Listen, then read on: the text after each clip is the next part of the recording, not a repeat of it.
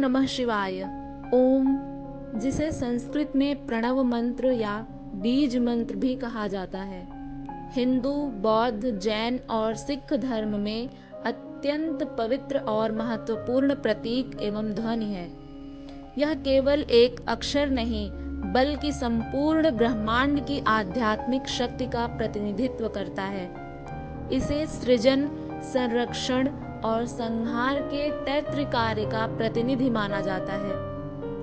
ओम की ध्वनि को ब्रह्मांड की मूल ध्वनि या कॉस्मिक साउंड माना जाता है और यह योग, ध्यान और वेदों के उच्चारण में अनिवार्य रूप से प्रयुक्त होती है। यह प्रतीक धर्म, दर्शन, मनोविज्ञान और अध्यात्म से लेकर विज्ञान तक में अपनी छाप छोड़ता है। अब इसके उच्चारण और ध्वनि को कैसे प्रस्तुत करेंगे, कैसे इसका उच्चारण करेंगे, उसको जानते हैं। ओंकार को 3 भागों में बांटा जा सकता है, अ, उ, म। इन तीनों ध्वनियों का सम्मिलन ओम शब्द बनता है। मेरे साथ उच्चारण करिए,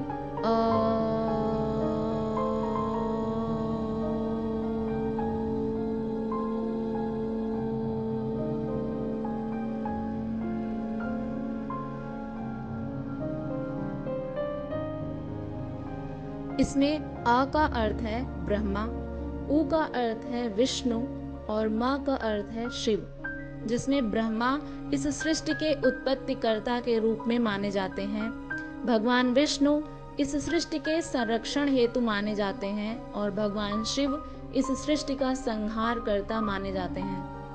अ, ओ और म क्रमशः ब्रह्मा, विष्णु और शिव का ही संकेतित शब्द है।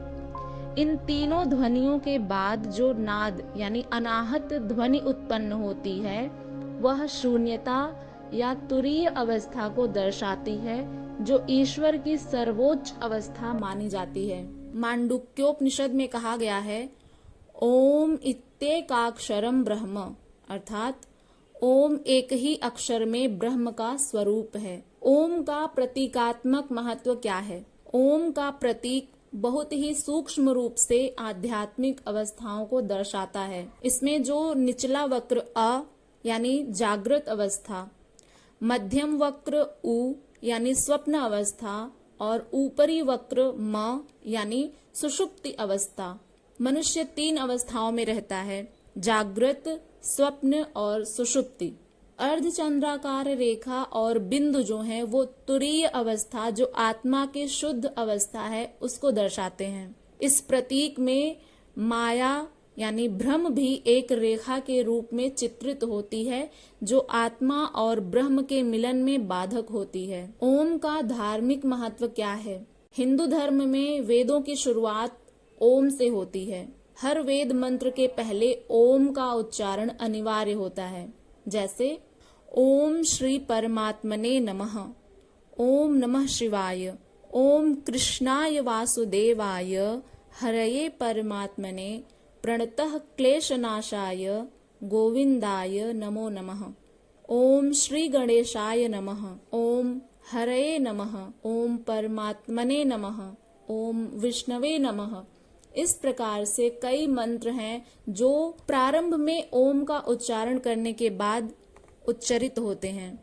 भगवत गीता में भगवान श्री कृष्ण अर्जुन से कहते हैं, रसोऽहमप्सु कौन्तेय प्रभास्मि शशिसूर्ययोः, प्रणवः सर्ववेदेषु शब्दः खे पौरुषम नृषु। अर्थात, हे अर्जुन, मैं जल में रस हूँ, चंद्रमा और सूर्य में प्रकाश हूँ, संपूर्ण वेदों में ओंकार हूँ, आकाश में शब्द और पुरुषों में पुरुषत्व हूँ। यहाँ पर भगवान श्री कृष्ण कहते हैं कि संपूर्ण वेदों में मैं ओंकार हूँ।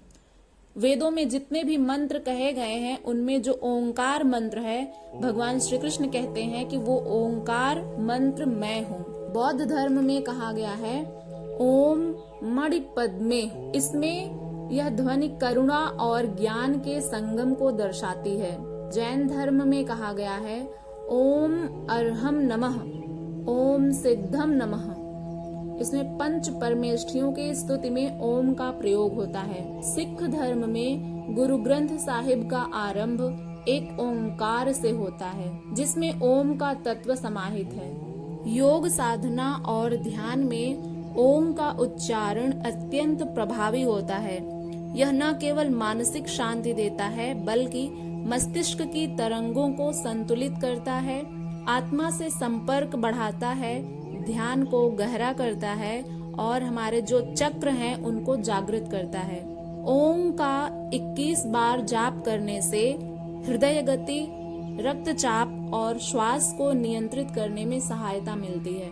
आधुनिक विज्ञान ने भी ओम की ध्वनि पर अनेक प्रयोग किए हैं। साउंड थेरेपी यानी ध्वनि विज्ञान। ओम की ध्वनि 432 हर्ट्ज के आसपास होती है, जो ब्रह्मांड की नैसर्गिक आवृत्ति मानी जाती है। MRI और EEG जैसे उपकरणों से पता चला है कि ओंकार के उच्चारण से मस्तिष्क की अल्फा तरंगें सक्रिय होती हैं, जिससे मन शांति की अवस्था में पहुंचता है। इसका जल पर क्या प्रभाव है? डॉक्टर मसारू एमोटो जापान के रहने वाले हैं, जिन्होंने शोध में दिखाया है कि ओंकार के उच्चारण से जल के अणु सुंदर और सममित आकार बनाते हैं। मांडुक्योपनिषद में ओंकार का क्या वर्णन किया गया है, इसको जानते हैं। मांडुक्योपनिषद पूरी तरह से ओम के तत्व ज्ञान पर आधारित है। इसमें कहा गया है कि यह 3 अवस्थाओं जागृत, स्वप्न और सुषुप्ति और एक तुरीय अवस्था जो कि चंद्राकार और बिंदु है, उसको जोड़ता है। ओंकार की साधना से मोक्ष की प्राप्ति होती है। ब्रह्म ज्ञान का मूल स्रोत ओम है। ओम का उपयोग और महत्व क्या क्या है? ओम का मंत्रों में क्या उपयोग और महत्व है?